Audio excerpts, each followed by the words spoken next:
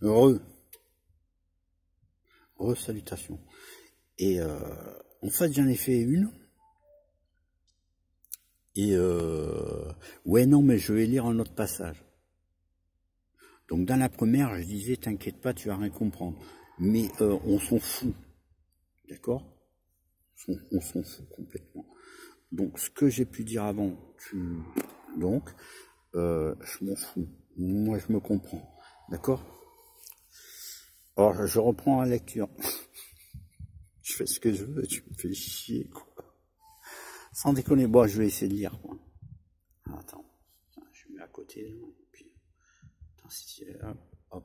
Ouais, non, du coup, je préférais lire un autre passage, quoi. Je trouve qu'il y avait ça peut-être un peu plus intéressant, quoi.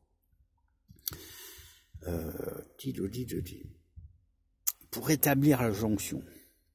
La question étant alors de savoir où se fait la jonction et dans quel espace, sinon dans quel temps. Sans doute la géométrie a-t-elle son origine dans l'expérience. L'étymologie de géomètre, à l'aube des temps historiques. Sumer par les nombres et l'Égypte par les grandeurs. L'architecture serait alors un retour à l'empirisme, constructivisme délaissant la démonstration mathématique, au profit de l'argumentation théorique, donnant toute la place qui leur revient à l'intuition et à l'imagination, mais laissant de côté la question métaphysique de savoir s'il n'y aurait pas en deçà de la géométrie, on ne pourra pas se dispenser d'interroger l'au-delà de l'architecture pour chercher à l'appréhender, sachant bien que le nombre ne s'arrête pas à l'architecture, sauf bien sûr à estimer que le monde est, avec ou sans démiurge, architecture, ce qui ne serait pas faux. Entre géométrie et architecture est centré sur la figure telle que l'analyse la théorie de la conception architecturale ou architecturologie. En cela, il fait suite aux prérequis de la discipline, à savoir la mesure, dont l'échelle constitue l'instrument ou l'opérateur en termes de mathématiques recourant à des opérations. Prérequis d'autant plus incontournables qu'ils sont au fondement de l'architecturologie, laquelle, distinguant l'espace de la géométrie de celui de l'architecture, postule que si le premier repose sur la proportion, égalité de rapport, le second se spécifie par la mesure, celle-ci étant à la dimension comme l'analogie serait à la proportion.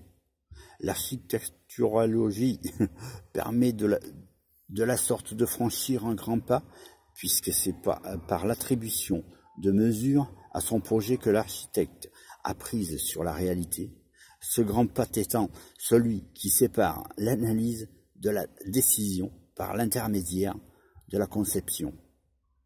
Encore faut-il donner corps à l'échelle. J'arrête.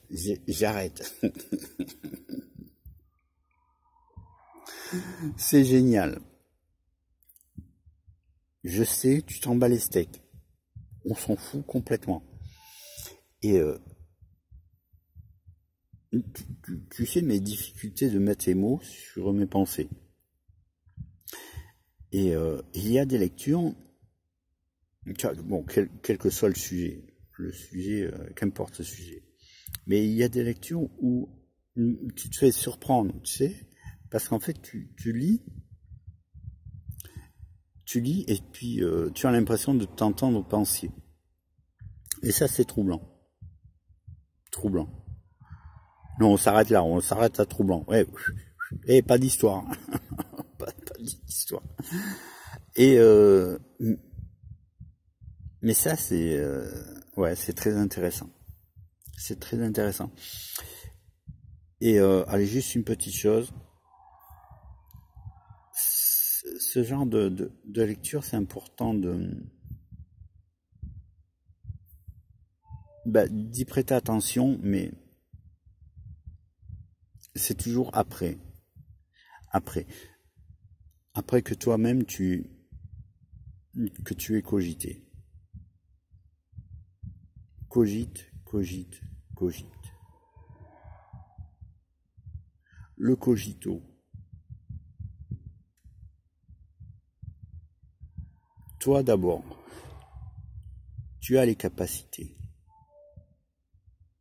D'accord, ça prend du temps. Ça prend du temps. Mais fais-toi confiance.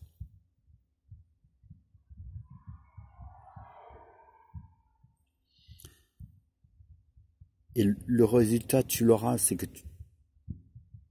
tu ne douteras pas. Tu ne douteras pas. Et surtout pas de toi-même.